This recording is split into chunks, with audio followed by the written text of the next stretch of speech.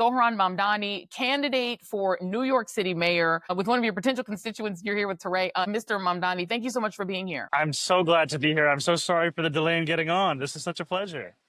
I'm gonna let her do the interview, sir. But I already voted. I voted for you. My wife voted for you. We're really excited to see what you do with the city. Thank you so much. That means the world.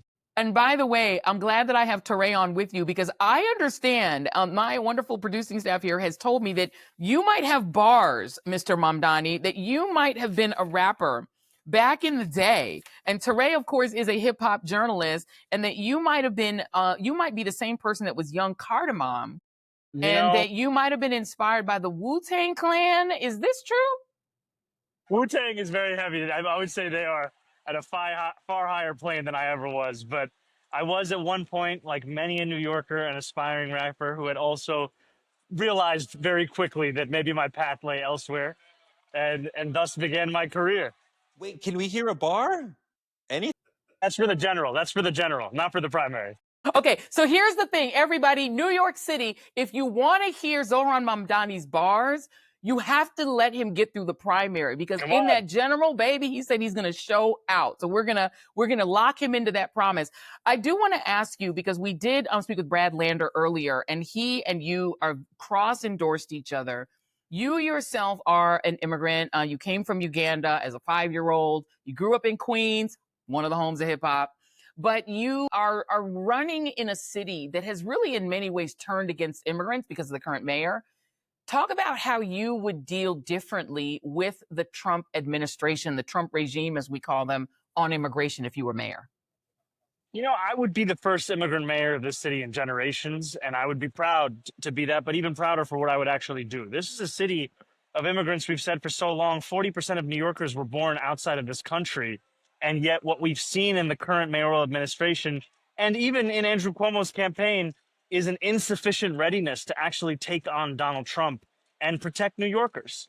Because, and this is what it comes down to. So often we use all these modifiers before the term, but ultimately each and every person is a New Yorker. They all deserve the same protections. And what we've seen is one of the things we should be proudest of in New York City are our sanctuary city laws. These are laws that have kept New Yorkers safe for decades, been defended by Republicans and Democrats alike for that time period until the demagoguery of this current mayor. I would proudly stand up for those laws, and I would also start to provide legal representation for immigrants in detention proceedings, because that's the kind of city intervention that actually keeps families together. It has an 11-fold increase in success of keeping a family together than if we were to just leave those immigrants to face those court hearings alone. The other thing that's happening, of course, is that New York City, and I would say Columbia University specifically, but the city in itself has not been open to something that's also a tradition in New York City, and that is protest. I mean, if y'all lived in New York City, and Toure, I think, can back me up on this, there's a protest every day. There's somebody marching somewhere. They're closing the streets because these people are marching against Venezuela. They're marching here. They're marching there. There's lots of protests in New York City. It's part of the cultural life of the city.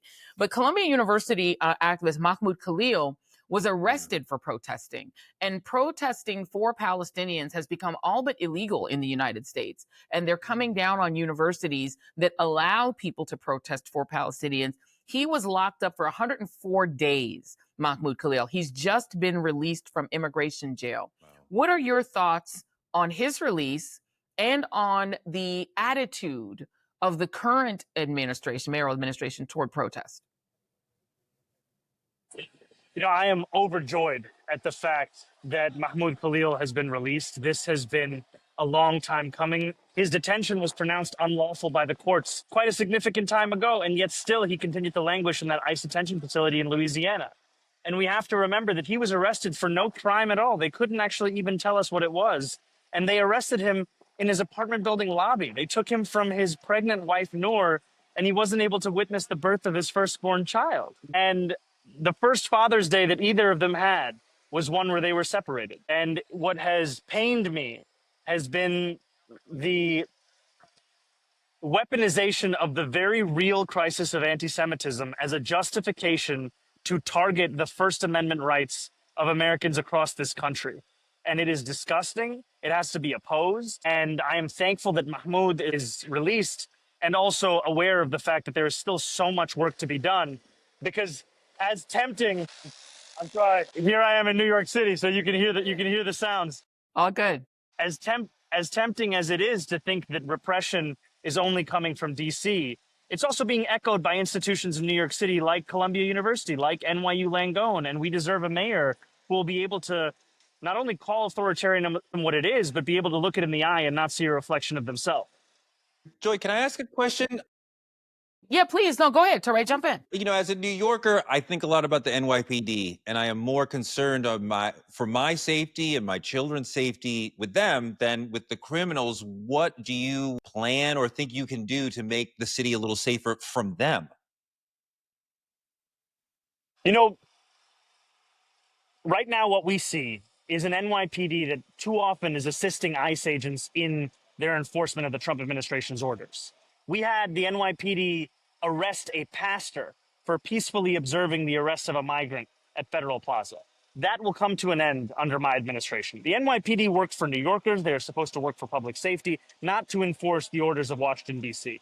And ultimately, even when I'm speaking to police officers themselves, what I hear is a frustration of the fact that we continue to ask them to do every single job that we could imagine, respond to nearly every single failure of the social safety net. We're asking the same people who signed up to tackle serious crimes to also be mental health professionals and social workers. And when you bring these things up, oftentimes you're framed as if you're critical of policing, when in fact, you're actually listening to police officers who will tell you that they're leaving the force because they can't handle the forced overtime because they don't know when they're going to go home. And the reason they have that overtime is because they're being asked to work triples, doing all kinds of shifts, including patrolling the subways, when really the stated reason for that is to respond to the mental health crisis.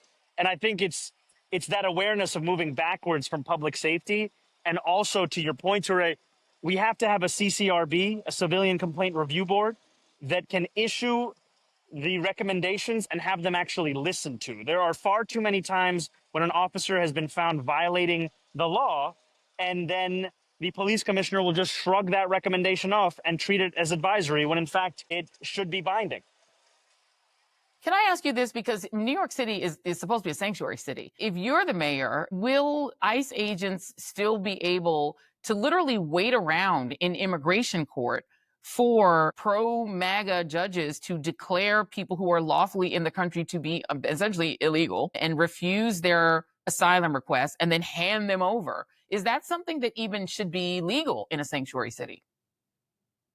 I think it's horrific. I think it's disgusting. And I think we're watching the separation of families in real time. And we're seeing these judges and these agents who are often masked and in unmarked cars making a mockery of the justice system of this country.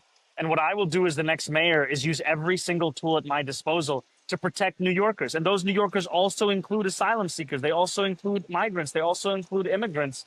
Because, you know, so many of us across this country were rightfully shocked by the case of Kilmar, a man who was taken from Maryland to El Salvador. Now, if the municipality in which Kilmar was living in Maryland had sanctuary city policies, he would have never been able to have been taken to El Salvador. So what these policies ensure is that we do not have so many more of these kinds of stories, that we can actually keep our people where they belong, which is their home. Let me ask you about affordability, because this is another thing. You've talked a lot about making New York a place where people can actually afford to live, which is a huge issue for New Yorkers. How do you do that?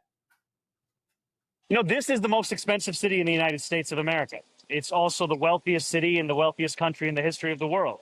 And 1 in 4 New Yorkers are living in poverty. And too often we've had city government and politicians pretend as if we're just spectators to this crisis. The way that you deliver affordability here is that you use the tools at your disposal.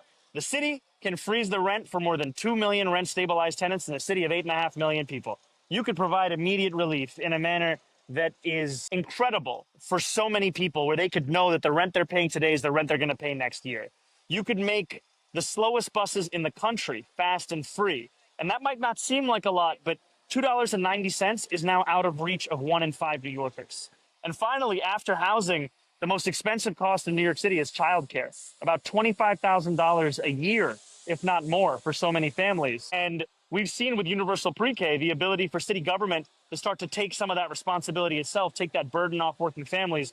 I would deliver universal childcare for children from the ages of 6 weeks to 5 years And these things together are all part of an economic agenda that will actually make the city affordable. I wonder what you think about the marijuana policy that's going on in the city, because we've legalized it, so we're not arresting people, children, but we have way more stores selling marijuana than there could actually be demand, and many of them are selling illegally, which puts the legal effort into check. So what do you want to do around that issue?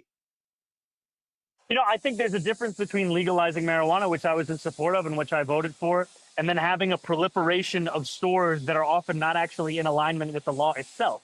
And so much of the spirit of this legislation was to ensure that the very New Yorkers who were incarcerated for possession of this drug would then be able to have a head start in creating a business out of this. And yet, what the proliferation of these stores has done is also make a mockery of that intent. And we need to have a mayor that doesn't just bring a focus on affordability, but also a focus on competence. Because so much of the rollout of legislation is up to an executive's interest and willingness to actually do so. I'm going to be that executive as I build a team of the best and the brightest. And the last thing I'll just say is the reason that I'm outside, the reason that we hear all these sounds is because I'm walking the entire length of Manhattan right now just to meet everyone where they are. One of the most New York City things we say is we outside. So we deserve a mayor who's also outside. One that you can yell at, one that you can talk to, one that you can see, because that's what I'm trying to be. I love it. Zohran Mamdani, thank you so much. Good luck. He outside, y'all. So please vote, everybody. Thank you very much. And we're going to get bars from him if he gets that nomination. So if he gets to the next round. So y'all. That's a promise. Okay, look, he's going to start rehearsing. Toure, I love this. Toure and I he's my co-host. We're keeping him. We're keeping Toure around. Toure, what do you think? Does he have a shot to beat Andrew Cuomo? As far as I know, he's leading in the polls. So if progressive New Yorkers go out and rank him number one, and a lot of the progressives said to each other, don't rank Cuomo, I absolutely think, it's interesting because a lot of this race has come down to policy toward Israel, which is kind of bizarre. But that became a big issue in Mamdani's race, that he is supportive of Palestine, that he is willing to hold Israel accountable and just say it should be a country of equal rights. That is not an aggressive statement. That is a basic statement of just a human expression. But this was taken by many Jewish New Yorkers who are understandably sensitive at this moment in history as an attack. So I know that there are Jewish New Yorkers who are saying, I'm voting for Cuomo as part of a response to my fear and anxiety, again, understandable as a Jewish person, as a Jewish New Yorker. They feel protected by him, some of them. And some of the progressives who are pro-Palestinian are like, this is our guy. And even why this is a huge part of the New York mayoral race, I don't know, partly because there are a lot of Jewish people in this city, a lot of pro-Palestinian people in this city, but we should be focusing on New York issues. It's sort of a media malpractice that we got so far down the road with Mamdani and Israel and Palestine when that doesn't really have any impact on New York City.